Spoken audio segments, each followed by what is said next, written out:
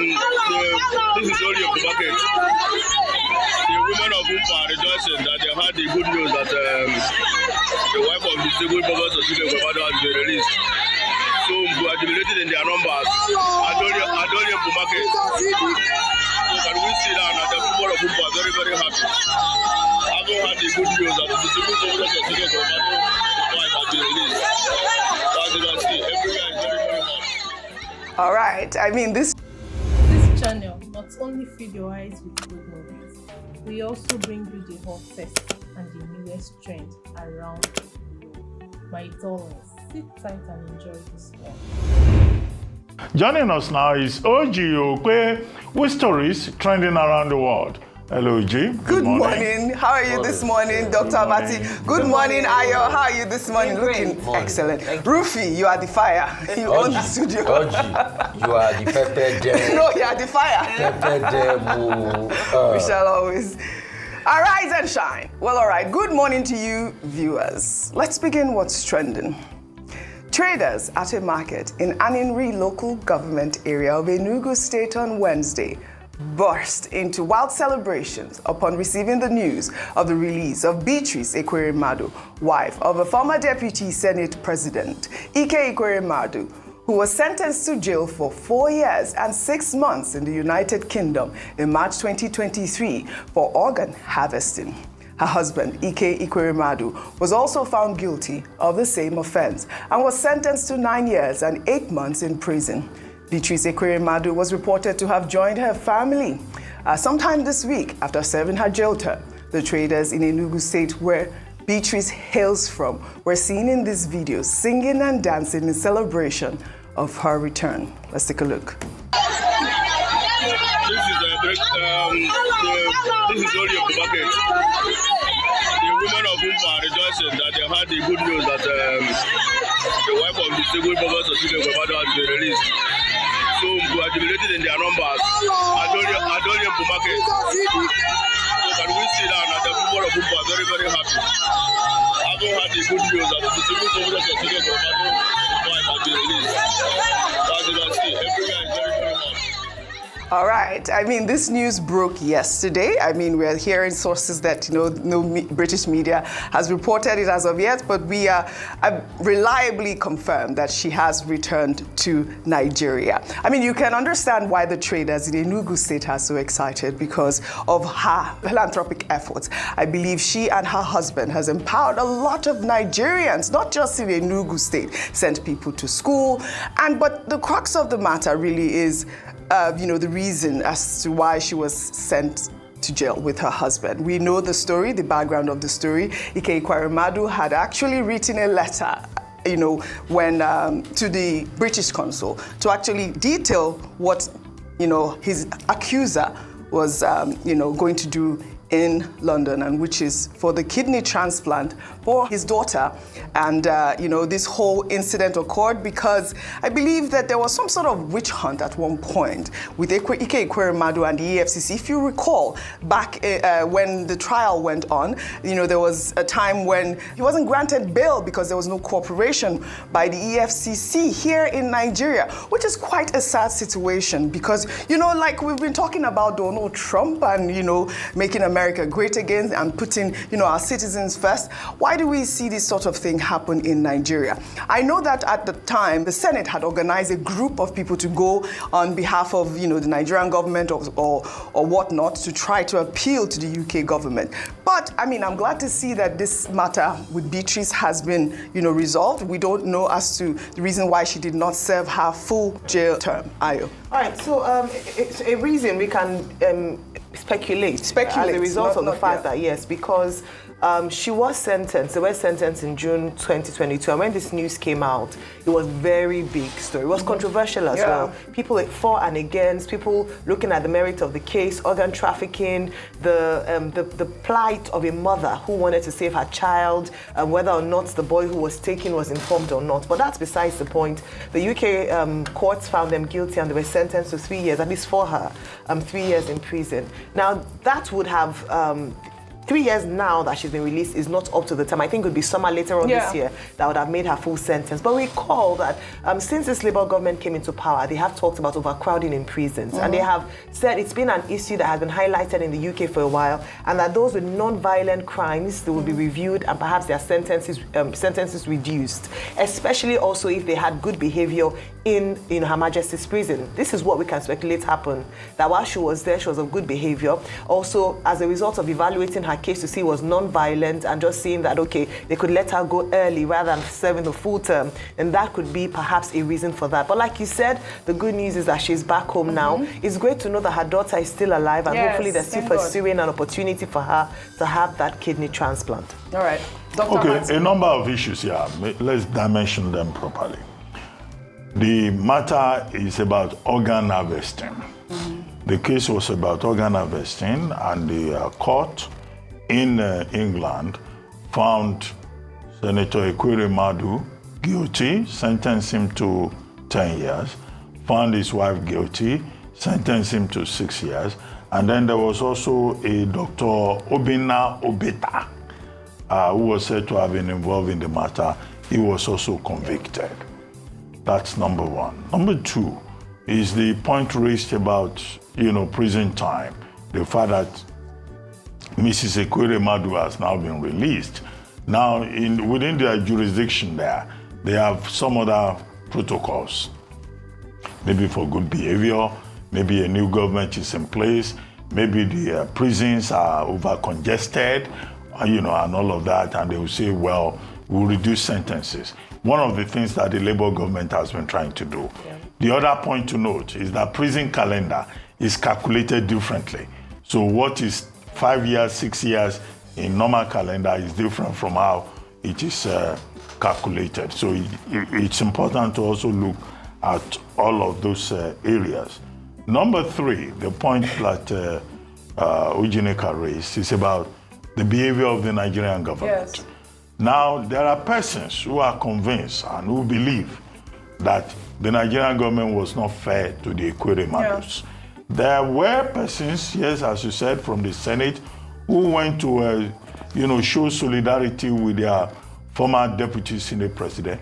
But we recall that it was at that time that the EFCC, under Abdulrashid Bawa, then decided to bring up this 2006 Act about assets forfeiture, and they brought it up and they were saying, oh, Ekweremadu should forfeit some assets. And I think Justice Justice Enyang Ekwa was the one who spoke up at that time and said that, look, even that process was questionable. So you found a former deputy Senate president having an issue abroad, and then his own country bringing up another matter to sabotage him. However, the law is the law. The basic lesson from this is that Nigerians should realize that what is permissible in Nigeria is not permissible in another place. If you go foul of the organ harvesting law of the United Kingdom and you are involved in it, then of course you will answer for it. Right. That is another lesson. But there are also some other gray areas. What's the boy's name? David. Yes. Mwamini, I think that's the name. Mwamini. I can't pronounce that. Something like that. The guy first said he was 15 years old. Yes. It was later discovered that he was over 22 years.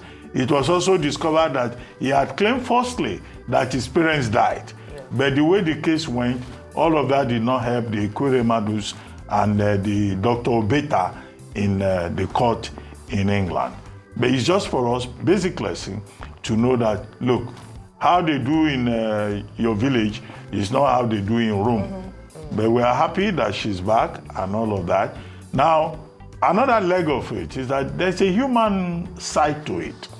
The conviction in England is not saying Senator Ekweremadu, stole money, not that he committed a crime involving some heinous thing. This was a man and a woman who wanted to help their own daughter. Yes. A lady named Sophia. Who had kidney issues. Sonia. And if you look at it from a parental background, it looks like the kind of mistake that any parent could have made. But you see, again, the law is the law. So, well, Mrs. Ekweremadu is back. The senator has 10 years. Apparently, he will complete his own term. Dr. Ebeta will complete his own term. But in Nigeria, I don't think anybody should have any anxiety. We have been in this country where even people who stole money, not people trying to play their role as parents, getting on the wrong side of the law abroad, had returned to become political godfathers. Yes. So this may be there may well be a second chance for Senator Ekweremadu. Don't be surprised when it is his turn to return, that some people will push that he should be president of this country, and he will return into the political space. Right. But don't let me be hyperbolic about this issue. But the human angles part is something that should touch all of us as human beings. Right. You want to help your child, you get into trouble with the law in another land. Right. There will be many lessons that all of us can learn from this example. All right. We'll take another story now. The Minister of Works, David Umahi, has responded to a report by the Daily Trust newspaper claiming that the federal government has re-awarded the revoked section of the Abuja-Kaduna Highway to the tune of 250 billion naira to an inactive and obscure company called InfoQuest. Umahi clarified the reports during a press conference held on Wednesday, stating that the contract was awarded to InfoQuest, not InfoQuest, as reported, and demanded a public apology from the Daily Trust to be published in at least 5 national dailies. Let's take a look. What Daily Trust was talking about was InfoQuest. Somebody went and registered a company called InfoQuest. The company that we recommended for the job is InfoQuest. There is this O and Q. So everything is international limited.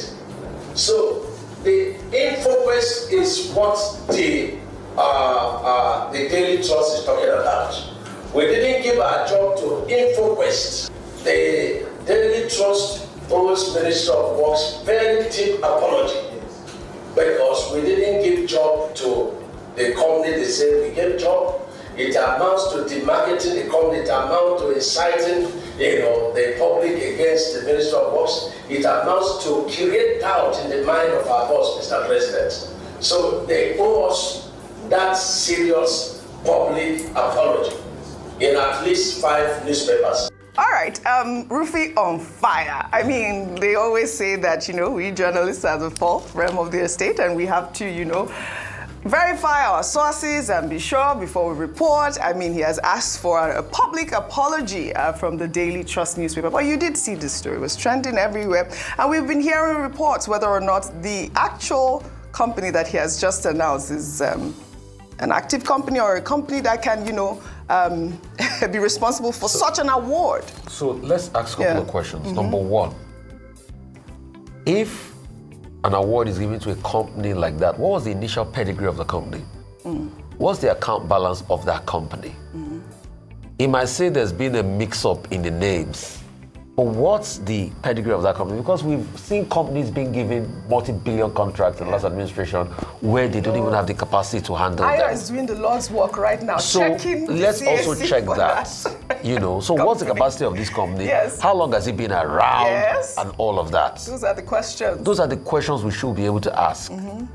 Also, let's go one step further and even investigate what was the due process behind that contract. Was there an open bid? Because till date, Mr. Mbaya has not answered the question, why a certain company was given the contract for the coastal road. He said, hitherto, they knew that they had capacity. But the question is, did he follow due process like we always say? And you remember how we also asked for environmental assessment. They delayed for a while before they said, they had actually granted it. So there's been a lot of back and forth. So before he's so quick to say that, they should apologize, let us do more research and let investigators get on it. And in the case when we do more research and it says that Umar is right, the paper should give him his apology. There's no big deal about that. Yeah. But before this was also because, you see, there's been a lot of back and forth as regards error.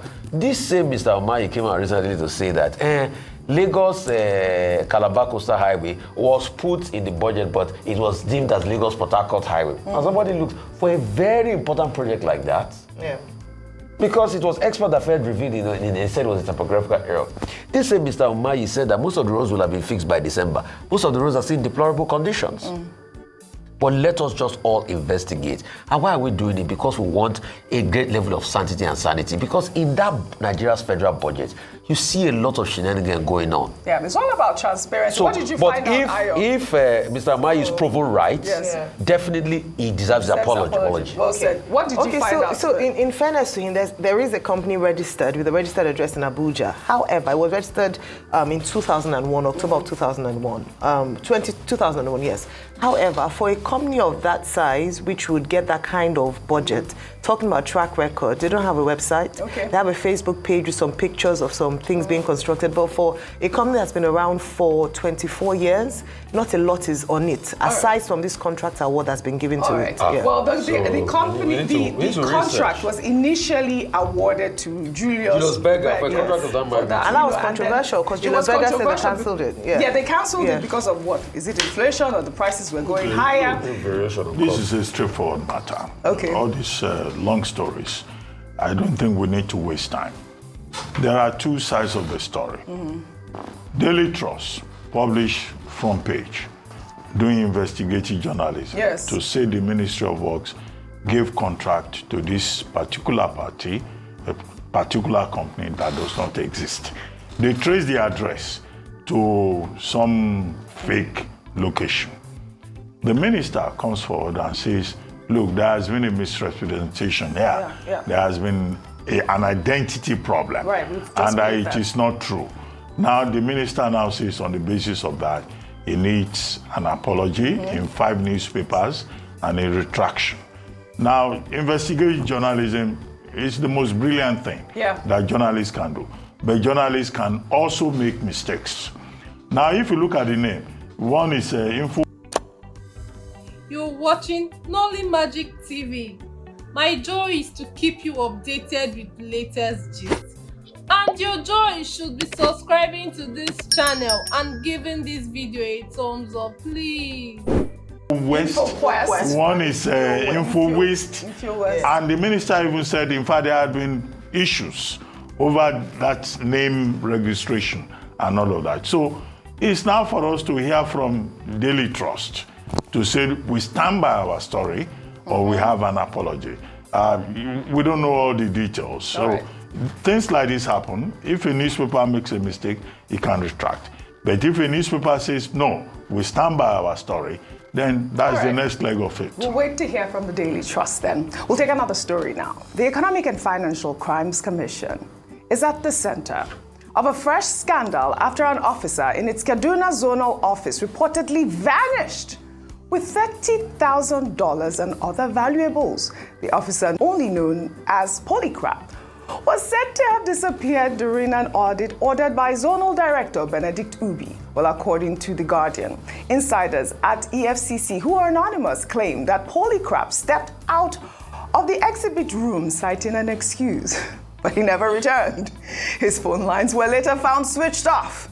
This incident comes on the heels of another internal crisis where 10 EFCC officers in Lagos were detained over missing items, including gold bars reportedly worth 1 billion naira and foreign currencies. Ayo, we saw this story. I mean, it was around January 8th where EFCC had reported that they were investigating 10 of his officers at this point. But I mean, the EFCC has not said anything about this gentleman called Polycrap. We're waiting to hear from them. But let's take a reaction following this story. This is from Sophia, who wrote, "It's disheartening to see corruption undermine trust, especially in institutions meant to uphold integrity. It raises questions about oversight and accountability. Let's hope this serves as a wake-up call for better systems in place." Actually, that's the right point. Better systems in place. What was happening at the time? I mean, there's an audit room. How is it possible that somebody can vanish? There are no better systems. Vanish. No systems in place. That's really what it is. In fairness, around the world, there are people who find a way to manipulate their ways around the system. We know about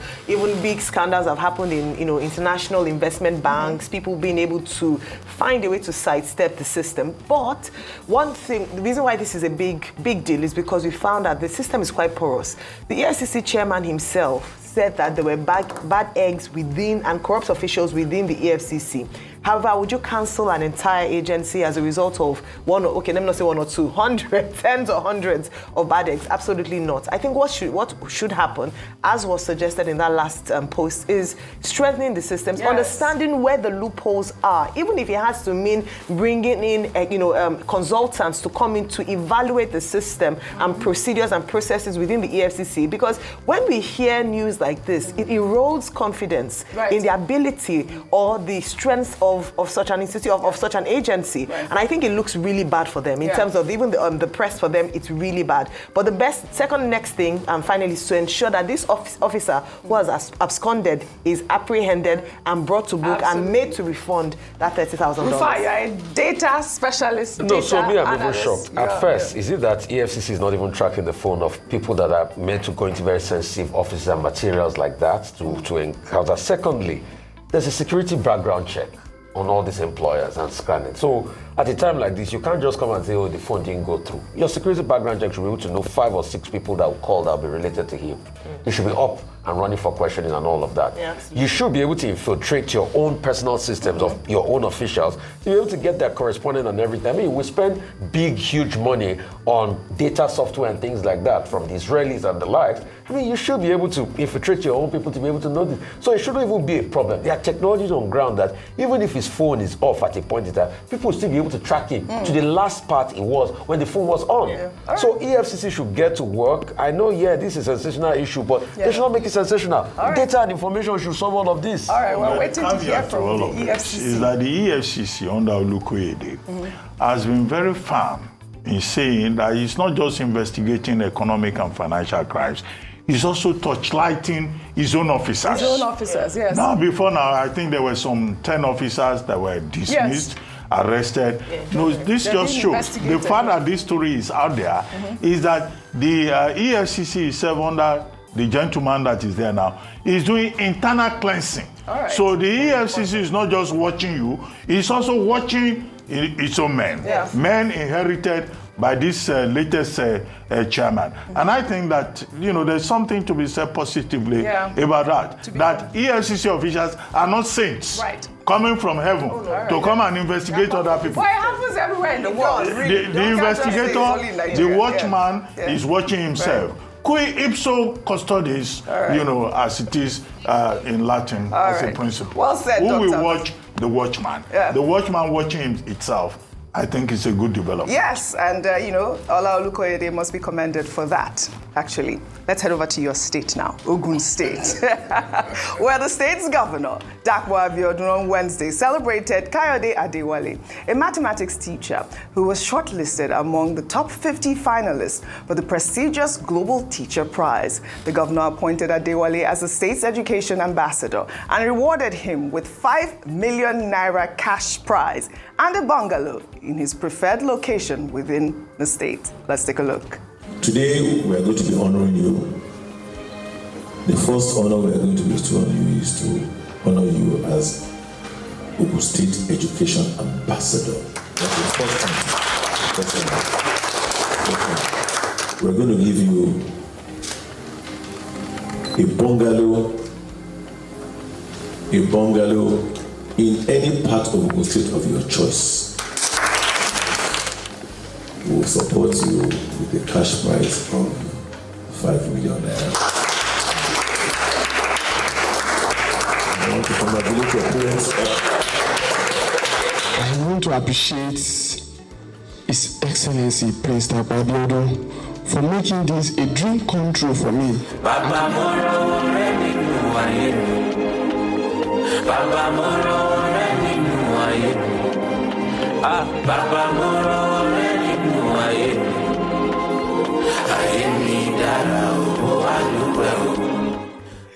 Dr. Abati, this is such a beautiful story.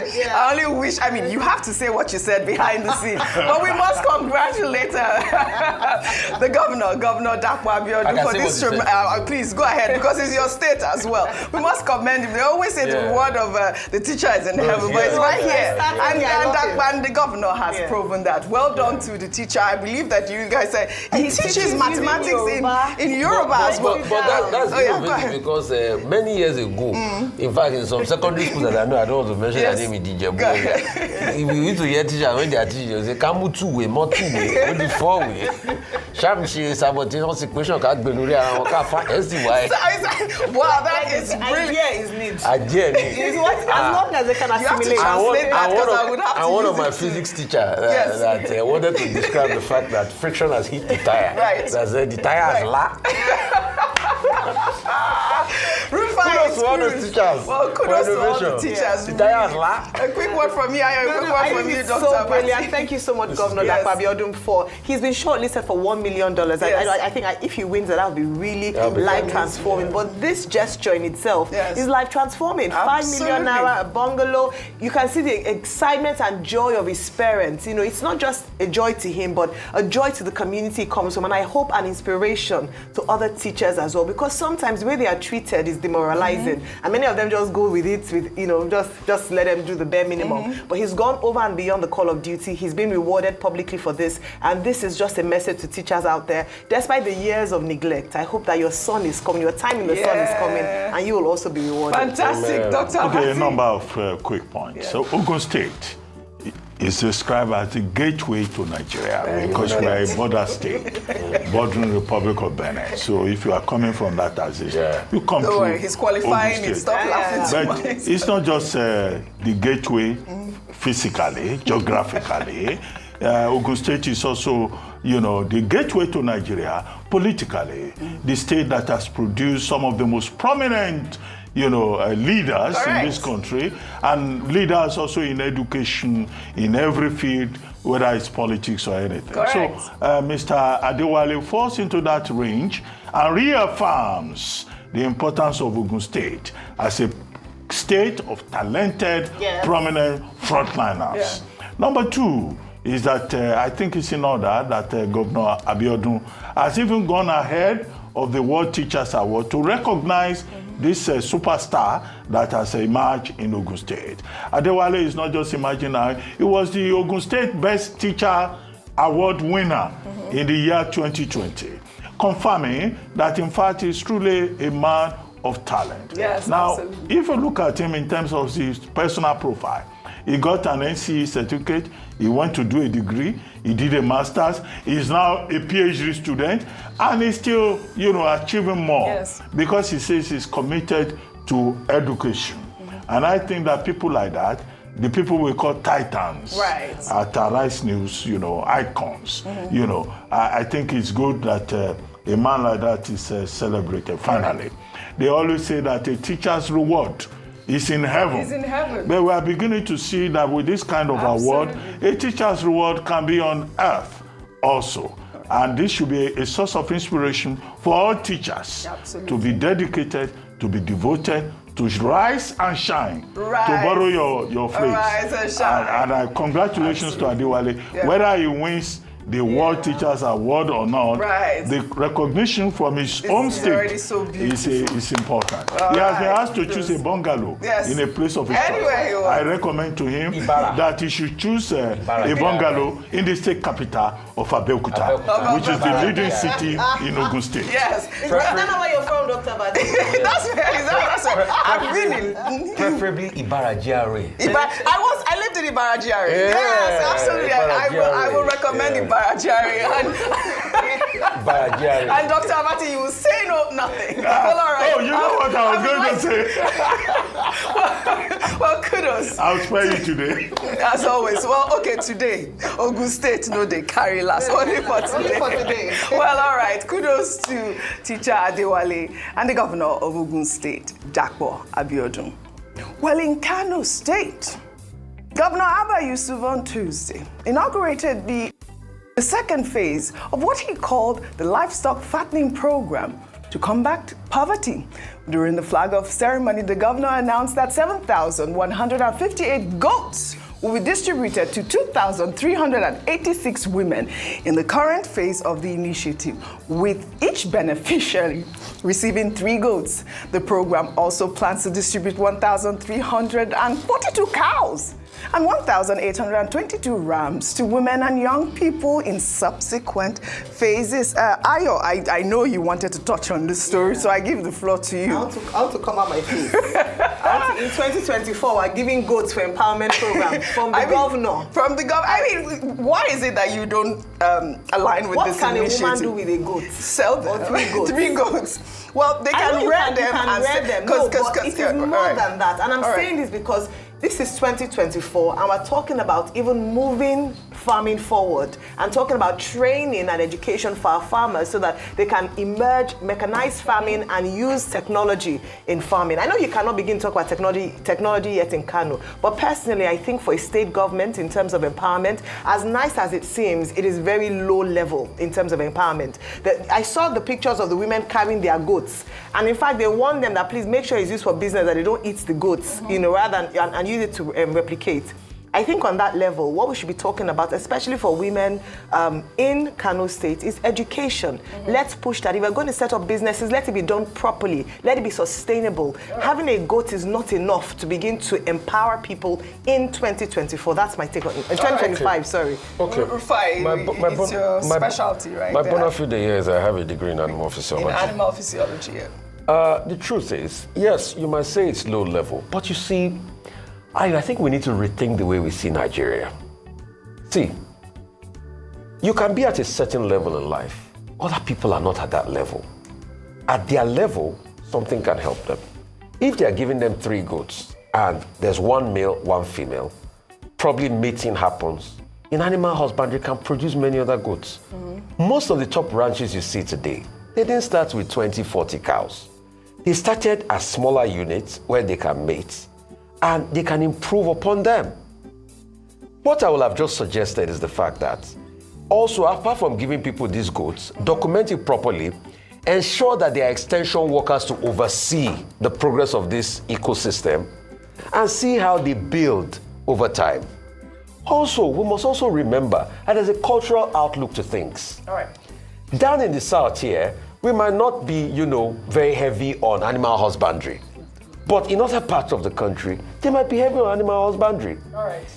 Ask, how much do they sell those goats today? Right. When they start to breed, do you know how much income that can bring, how many kids that can produce? Right. To a large extent. So when I look at it, maybe because of my background in agriculture, I see things are new. Now there are 2 sides to the story. There are 2 sides to the story. But the story was trending, and Governor Abba Yusuf feels that this is the right way to empower women and young people in his state.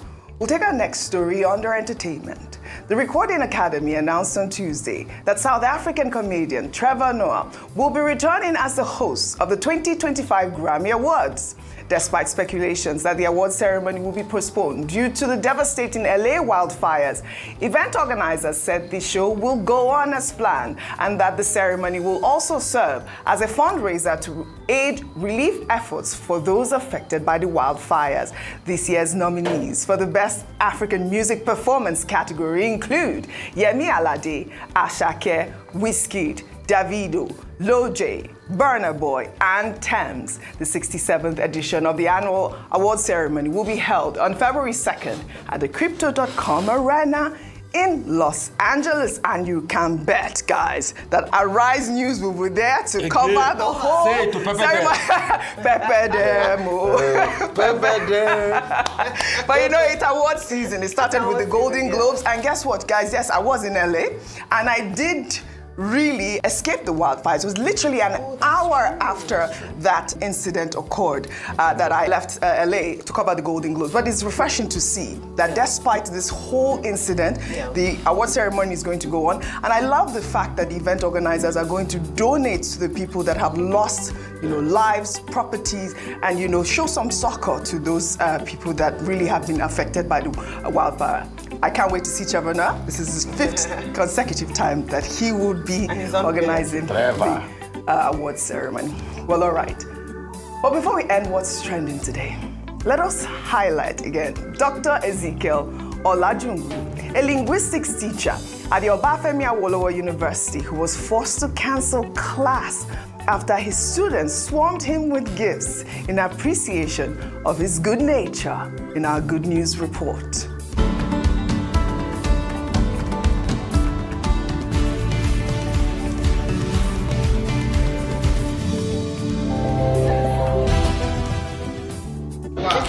I can't do class again today.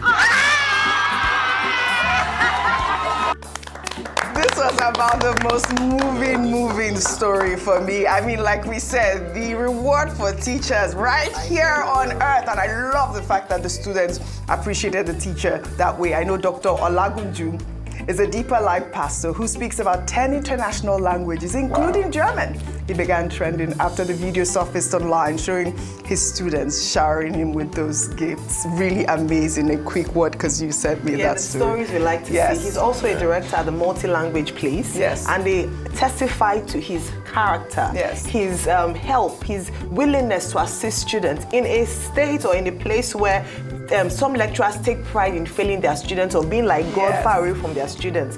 To see a man like this, so for me, it was the little gifts they brought. Like they just wanted to show him how much they really loved and appreciated him. So thank you so much, Dr. Ezekiel Olagunju. This is your moment. Congratulations. Really his moment.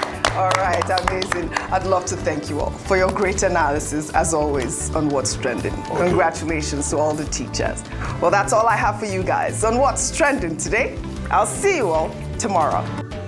Thank you for having stayed to the end of this video. You made me really happy. One more thing, click on the notification bell so anytime I